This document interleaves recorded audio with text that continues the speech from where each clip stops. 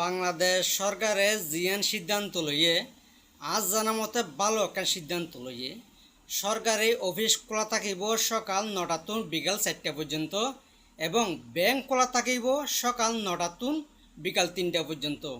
আর shopping mall এবং market দোয়ানফাট খোলা থাকিব সকাল তুন সন্ধ্যা 6টা পর্যন্ত।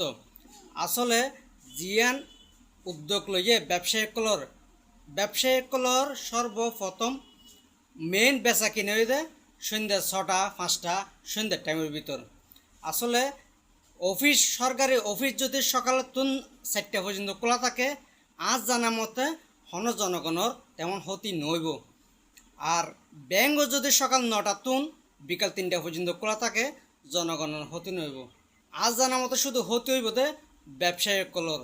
সন্ধ্যের টাইমের ভিতর ব্যবসায়ীসকলের কিছু বেচা কিনে হয়, অফিস আদালত শেষ করি তারা সন্ধ্যের টাইমের ভিতর কিছু কিনাকাটা করে, মার্কেট করে, এই টাইমের মধ্যে ব্যবসায়ীসকলে কিছু বেচা কিনা করে। আজ জানার মতো সবচেয়ে ক্ষতি হইব দে ব্যবসায়ীসকলের। অন্যরা কি মতামত ইয়ান একটা কমেন্ট বক্সত জানা দিবেন।